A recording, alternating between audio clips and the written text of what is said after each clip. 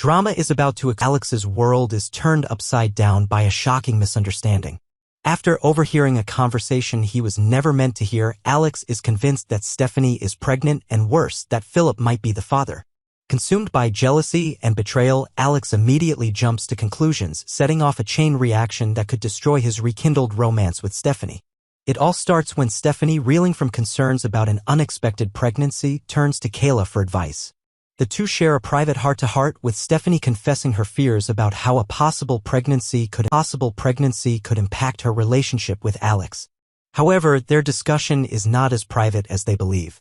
Unbeknownst to them, Alex is lurking nearby, catching only fragments of the conversation. What he hears is enough to send him into a jealous rage. In his mind, there is only one possible explanation: Stephanie must be pregnant, and the only man she could have slept with besides him is Philip. Alex's emotions spiral out of control. His mind races with thoughts of betrayal, and before he can stop himself, he storms into Stephanie's presence, demanding answers. His accusations are filled with anger and hurt. "How long were you planning to keep this from me?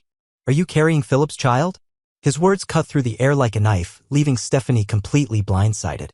Stephanie is taken aback by Alex's fury, struggling to process what he's saying.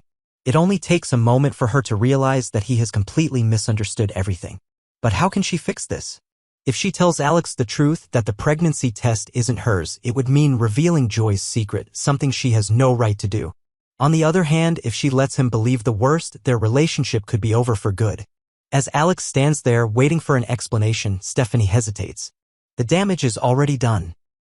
Alex's trust in her has been shattered, and his jealousy over Philip has resurfaced in full force. Hurt and unwilling to be made a fool of, Alex makes a devastating decision. He wants to break things off with Stephanie. "I can't do this, Stephanie. If you're keeping secrets like this from me, we don't stand a chance." However, it was all just a misunderstanding. It all begins when Joy realizes that her period is late. Panic sets in immediately, and she makes a beeline for the hospital to take a pregnancy test. The uncertainty gnaws at her, leaving her anxious about what a positive result could mean for her future. If she is indeed expecting, it will undoubtedly have major implications for her relationships, particularly her connection to Alex. With emotions running high, Joy turns to Sarah for guidance. Understanding the sensitivity of the situation, Sarah agrees to help Joy navigate this potential life-changing news in a discreet manner. However, keeping a low profile in a town like Salem is easier said than done. The walls at the hospital seem to have ears, and soon enough, a private conversation about a pregnancy test is overheard by an unexpected eavesdropper. Stephanie, who has just rekindled her romance with Alex, happens to be within earshot when Sarah discusses a pregnancy test with a hospital staff member over the phone. Instantly, alarm bells go off in her head. Unable to shake the suspicion that Joy might be pregnant, Stephanie corners Sarah, demanding answers. The idea of Alex having a child with another woman sends her mind racing, and she needs to know if this is going to affect her rekindled romance. Sarah, however, stands firm. Bound by medical ethics, she refuses to disclose any details about Joy's medical situation, reminding Stephanie that patient confidentiality is not something she can simply ignore. Sarah is already annoyed that Stephanie overheard a private conversation, and she makes it clear that this kind of intrusion is unacceptable. Still, Stephanie is determined to get to the truth. If Joy is pregnant, she wants to be prepared for what this means for Alex, and more importantly, she doesn't want Joy leaving town with this secret. She believes Alex has a right to know, even if Joy isn't ready to share the truth yet. Feeling unsettled by the whole ordeal, Stephanie turns to Kayla for advice. The two sit down for a heart-to-heart where Stephanie confesses her fears about how this possible pregnancy could impact her future with Alex. Kayla listens intently, offering wisdom and guidance, but their private conversation is not as private as they believe. This time, the eavesdropper is none other than Alex himself. As he hears Stephanie discussing a pregnancy, his mind jumps to the wrong conclusion. A wave of dread washes over him as he mistakenly assumes that Stephanie is the one who is pregnant, and worse, that the baby might not be his. Alex's thoughts immediately spiral toward Philip, given Stephanie's brief romantic involvement with him. Unable to contain his emotions, Alex confronts Stephanie in a heated exchange, demanding to know the truth. His accusations leave Stephanie stunned, but she quickly realizes that he has completely misunderstood the situation. Now, Stephanie finds herself in an impossible predicament. If she clears up Alex's misunderstanding, it will mean revealing Joy's pregnancy scare, something she has no right to disclose. But if she lets him continue believing the worst, it could drive a deeper wedge between them. Faced with two bad options, Stephanie has to make a choice that will shape not only her relationship with Alex but also Joy's fate moving forward. Meanwhile, Alex's confrontation with Stephanie might be just the beginning. If he learns the truth, he may feel compelled to go straight to Joy and demand answers. What happens if the test comes back positive? Will Joy tell Alex herself, or will he find out through a web of overheard conversations and assumptions? And if Joy is pregnant, what will that mean for his future with Stephanie? Next, meanwhile, another person who is having trouble getting pregnant is Sophia and Tate. They are both busy trying to trick her mother, Amy, into letting Chanel and Johnny adopt their child. A tale of family ties and tangled lies at the DiMera mansion in the sprawling, opulent halls of the DiMera mansion. A storm of drama is brewing, one that promises to shake the foundations of two families, the Choice and the DiMeras. At the heart of this whirlwind are Sophia Choi and her boyfriend, Tate, a young couple grappling with an unexpected twist in their lives. Sophia, a bright and determined woman in her late 20s, has been struggling to conceive a child with Tate, her partner of several years. The couple's frustration has morphed into a desperate plan, one that involves deceiving Sophia's protective mother, Amy Choi, into believing that Chanel DiMera and her husband, Johnny, would be the perfect adoptive parents for a child Sophia isn't even carrying yet. What unfolds is a day of tension, revelations, and theatrical confrontations that could only happen in a place as grand and chaotic as the DiMera estate. The stage is set. It's a crisp March morning in 2025, and the DiMera mansion is buzzing with anticipation.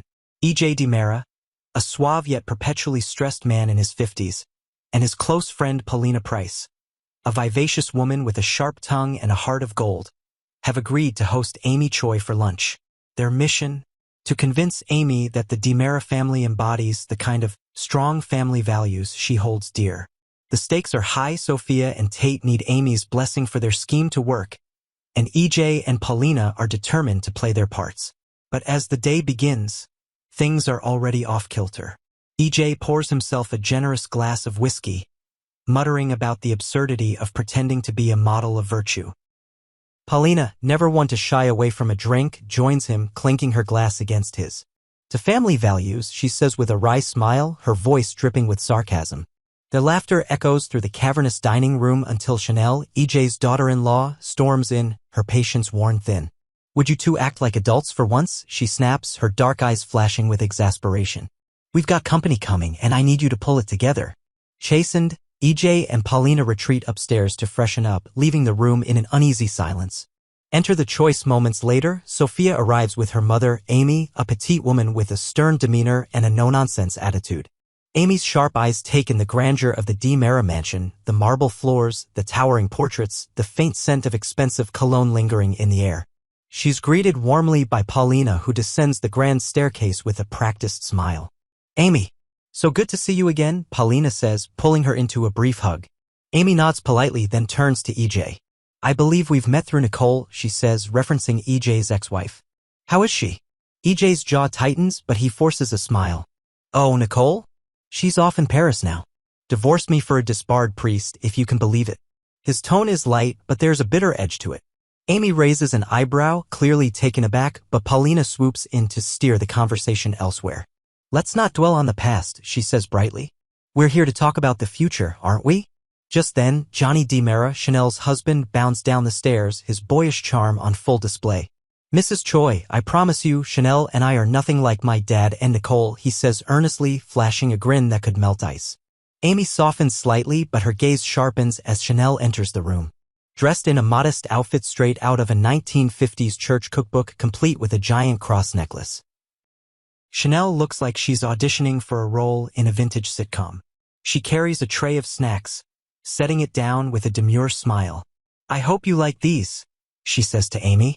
I'm afraid I don't know the recipe. Our staff handles all that. Amy inspects the tray, her lips pursing. Staff, Very fancy, she says, her tone laced with skepticism. A dash of chaos. The tension is palpable, but it's about to get worse. Tate rushes in, breathless and apologizing for his tardiness. He's clutching a box of pastries from Chanel's bakery, a peace offering of sorts. But when Amy reads the label, Chanel's sweet treats, her face sours. Sweet treats? Really? She says, her voice dripping with disapproval. The innuendos in that name are downright disgusting. Chanel blinks, feigning innocence. Oh, I never even thought of that, she says, her voice sugary sweet. Tate stifles a laugh, while Sophia shoots him a warning glance. EJ, sensing the need to regain control, steps forward. Amy, can I get you a glass of water? Just water, nothing fancy, he says, emphasizing the simplicity in a bid to appease her. Amy nods, then tilts her head. Tell me, EJ, what are your religious beliefs? My mother, Sophia's grandmother, is very devout. EJ pauses, choosing his words carefully. Well, my mother raised us with faith, he says. And my father? Nothing mattered more to him than eternal life. It's a cryptic answer, but Amy seems satisfied, until the front door bursts open. The storm breaks. Gabby Hernandez and Jada Hunter storm into the room, their faces flushed with fury. Where's my brother, you sick bastard? Gabby shouts, pointing an accusing finger at EJ. The room freezes. Sophia's eyes widen as she turns to Tate. What's going on?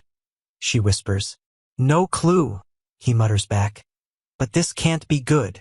EJ's composure cracks.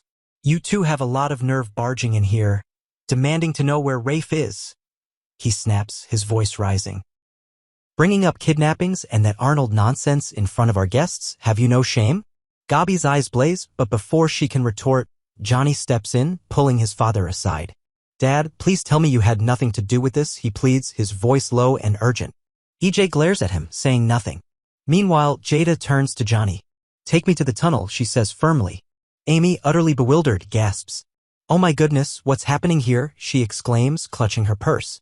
Johnny hesitates, caught between his father's grip and Jada's command, but he ultimately leads Jada toward the hidden passage beneath the mansion. EJ growls after them. They'll be leaving soon, I assure you, before turning to Amy with a strained apology. I'm so sorry about this interruption. A son's vow. When Johnny returns, his face is stormy. He corners EJ, his voice trembling with anger.